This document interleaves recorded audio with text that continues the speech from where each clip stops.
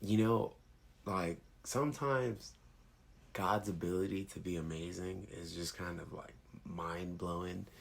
You have no idea what's going on in like the midst of things, but then afterwards, after it's passed, you're like, oh, you have like no idea what's going on, and then it just clicks after. You're like, oh, okay, I see you, God, I see what you did there.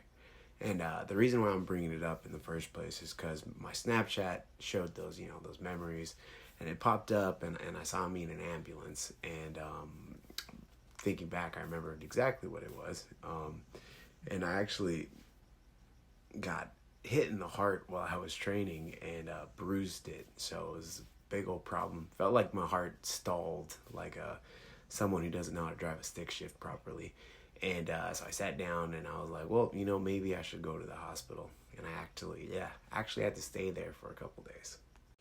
So instead of being, having some kind of giant ego or something, I decided to be smart and go to the hospital instead because, like I said, I felt like my heart stalled. And I get there, I tell them what happens, and they're asking me how I feel, and I was like, oh, I just got, my chest is real tight.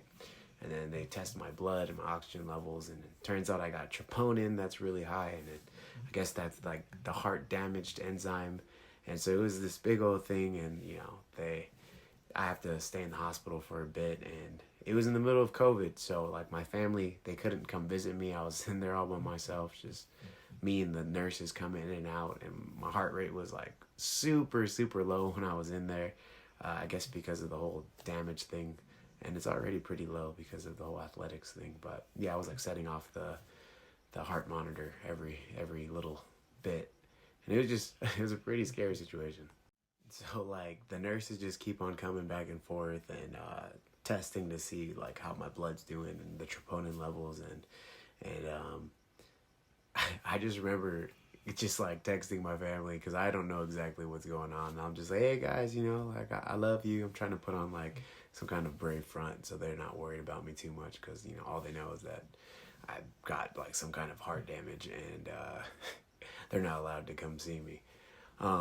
But luckily, everything ended up, not being too crazy. I was able to get released after a while.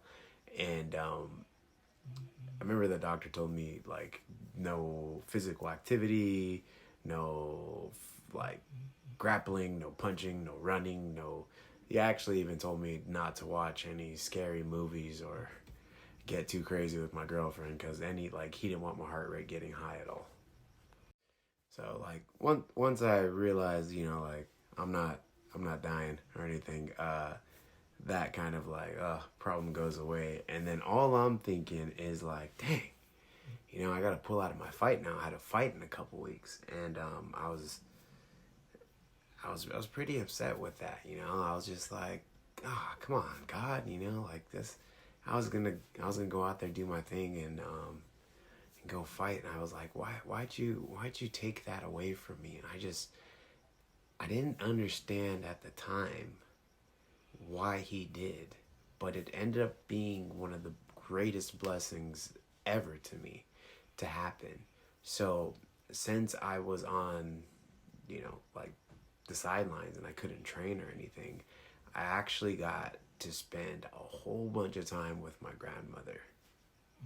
And it was the craziest thing because so she had dementia and a tumor in her brain, and she had it for a while, and she was doing okay with it. Like she'd have some problems here or there, but um, after the little hard thing, I spent some more time with her, and I got to spend a good chunk of time with her before she started deteriorating. And once she did started deteriorating, she was or like mentally going down pretty darn fast. But I got to spend time with that grandma that still recognized me and like would joke with me, like the same person that I knew. And then I got to see her go through, you know, all of the phases and going back and forth, and some days she knew me and some days she didn't know me, but because I wasn't in camp, I got to spend so many extra days with her, and it was amazing.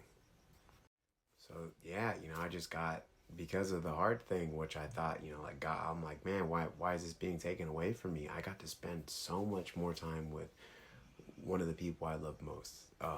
I've ever like loved the most ever in my whole life. And yeah, I'm like forever grateful for God for giving me that. She actually ended up passing. I think it was like that fight week where I would have been in Vegas and I wouldn't even been able, like, I wouldn't even been around. I would have missed like her last moments on earth. So I think, yeah, I was supposed to be there. I don't know if I was supposed to be there for her exactly, or maybe I was supposed to be there to help, like my mom and all the other aunties, like cousins, just console them or what. But I am forever happy that God put me there just to be a part of all of it in her last moments. Proverbs 19:21 says, "Many are plans in the man's heart, but it's the Lord's like will that will prevail." Right? It's the Lord's plans that will prevail. And so like sometimes me, you, everybody, we got plans, right? We have our heart's desires, and when there's stuff that we want, and it's not stuff we really need. At the end of the day, God's got like his true plans and his true things. Like he knows what's best for all of us. I mean, he's just the really good dad. He's the father. So, whenever we got whatever we want to do, we just kind of like gotta hold it up to God and be like this is what I want, and he knows we want it. But we gotta accept that if he doesn't give it to us, it's okay, because if he doesn't give it to us, it's something that we really don't need. We just we gotta be careful holding on to those wants. It's especially if it's something that we've been working hard for. We want it and we're going after it, we're going after it.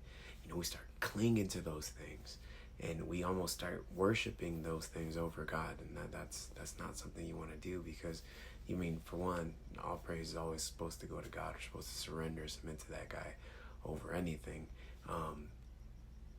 But two, like when we cling to that stuff, it gets, when we don't get it, it sets us back hard. We start getting depressed and sad, and even to the point that we end up trying to hurt ourselves and do other things like that. So I just want to say, just, when you want something, you hold it up to God, and if he gives it to you, it was meant for you. If you don't, it wasn't.